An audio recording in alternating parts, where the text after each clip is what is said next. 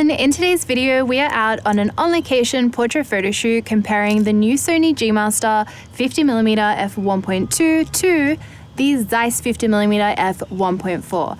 If you guys have watched my channel, you would know that I love this Zeiss 50, so I'm very curious to see how these two lenses compare.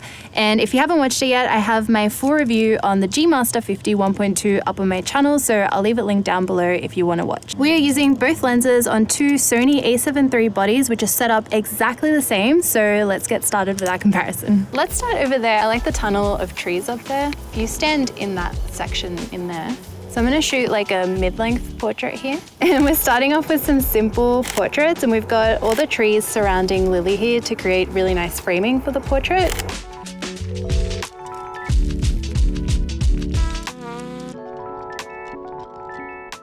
Okay, so now I'm on the 51.4, and I do have to have a slightly lower shutter speed for this since we're at 1.4 versus 1.2. The first thing I noticed when it came to shooting with both lenses is the autofocus. While the Zeiss is a solid performer, I did notice the GM eye autofocus was stickier on my model's eye. When I took a look at all the final photos, the GM also had better autofocus accuracy with a better in to out focus ratio. The Zeiss also had great autofocus performance. It's definitely a fine lens to use for portrait photography. But out of each location we shot in, whether it was in the shade, whether it was in strong backlight, a close-up shot, a full body shot, the GM always had more in-focus photos for me to choose from. Okay, I want to take a close-up portrait here. So I've got a bit of your shoulders in the shot as well. And I'm using some of the leaves here as some foreground blur to add depth to the photo. Depending on how you frame your photos, you can get the background blur to look very similar with both lenses, as you'll see throughout some of these example photos.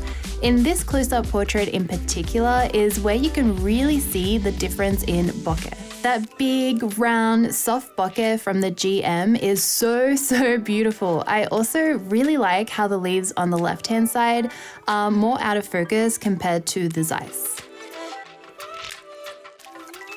Just thinking, probably, because you could sit on that concrete bit so you don't get all muddy, and you'll still have like all this stuff surrounding you. Okay, cool. Are you okay with that? Yeah. I'm gonna get an extreme close-up of your face here. So I'm back on the 50 1.2. Oh my God, that looks so nice with the pop of blue in the background. I love the colors here.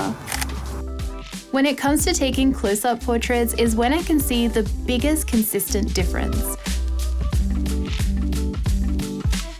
Both lenses have no issues getting tack-sharp focus on the eyes, but the GM has that extra dreaminess factor where the skin and rest of the portrait just melts away, which I personally really like for my work.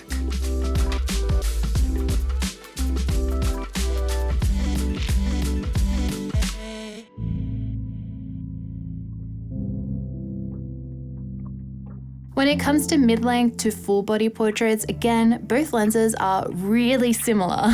They are both really sharp and in focus on the eyes and face. But you can see the 1.2 has a slight edge with background creaminess. I also noticed the color rendition between both lenses are ever so slightly different. The Zeiss has a cooler look with more blue in the skin tones, whereas the GM has a warmer look. Even though the GM is better in a lot of ways compared to the Zeiss, I've decided not to switch yet. I honestly have no bad things to say about this GM 50 lens. It's a gorgeous lens and, in my opinion, the best performing 50 out in the wild right now.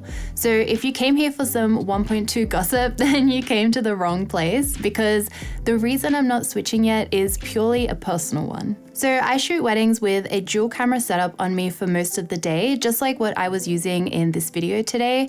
And on each camera, the main lenses I use are the 35 and the 85. I like using the 35 because it's a wide angle lens, it's great for capturing the action and some portraits, and I love that you can see more of the environment, the venue, and more people in your shots as well. The 85 is great for my wedding photography as I can take the opposite style of shot where my subject is more isolated needed. I can use it if I need that extra reach and if I want to take some more pretty photos with more bokeh during the portrait session. I like to use the 50 here and there for particular shots, but never for the majority of the day. So my Zeiss 50 1.4 is a lens I reach for the least in my camera bag. I personally prefer to use two lenses with a big focal length difference to each other rather than similar lenses on each camera. The main reason that I do use my 50 though is that I find it's a great lens to shoot full body portraits with, so I use it for my on-location e-commerce jobs. So this is where you're taking photos of a model in different outfits, you know, the front, side, back shots for a designer or boutique. With shots like this, you usually need to shoot at something like f2.8 or higher because you want both the model and the outfit to be in focus. Things like bokeh and depth of field is not something the client is after for photos like this. So because of this, the Zeiss 50 is a great lens for this kind of job. It doesn't matter that it only goes to 1.4 instead of 1.2 since I don't really use it wide open that much. The same goes for wedding photography. I'm usually shooting at f2 to make sure I'm getting sharp, in-focus images when I'm capturing 2 or more people. I feel like I can't really justify at the moment purchasing the GM 50 1.2. I love the fact that you can shoot portraits at 1.2. It looks so dreamy when you take a close-up photo and the eyes are tack sharp and the rest of the skin just melts away. And this lens also has a beautiful lens flare, which I fell in love with while doing some photo shoots with it. But these things are all things that I would use for my personal or creative portrait photography and not necessarily my work. I know you guys know how expensive gear can get, so for me, I like new cameras and new lenses to be an investment into my business, to help me do my work better, to make it easier for me, and to save me time. Is the 1.2 a gorgeous lens? Yeah. Do I feel gear acquisition syndrome kicking in? Also yes, but you do have to say no sometimes.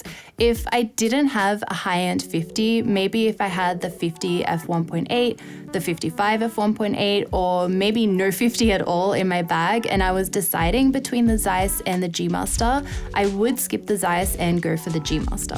But I do feel like I need to be sensible with my purchases, and I thought making this video from the perspective of a working photographer, taking you through my thought process on whether or not to get a super fun, expensive, and beautiful lens would be helpful or interesting for you guys. I would say my camera bag is pretty humble for a working/wedding photographer, which by the way, I will film a what's in my camera bag video soon as well, as my kit is finally complete, which I'm so excited about.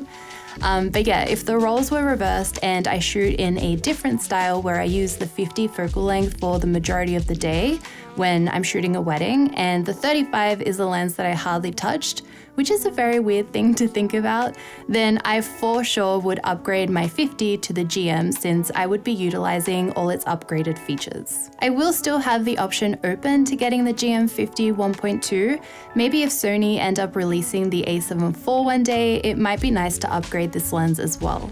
In my opinion, the GM 50 1.2 is the nicest 50 I have ever used. If you're an A1 user and you want to be able to shoot 30 frames per second with a 50mm, if you shoot a lot in low light and feel like you could benefit from a faster lens, or if you like to make use of a lot of bokeh and depth of field in your photos, or if you're just a heavy 50mm user and you're looking for the 50, then I do believe that this is the one you're looking for. But I would love to know what you guys think about my decision. Do you see purchasing gear in the same way as well?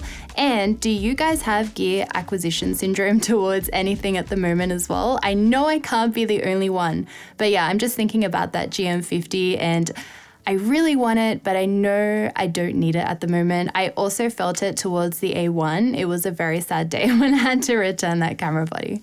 But I hope you guys enjoyed today's video and seeing all those comparison images. Let me know all your thoughts in the comments.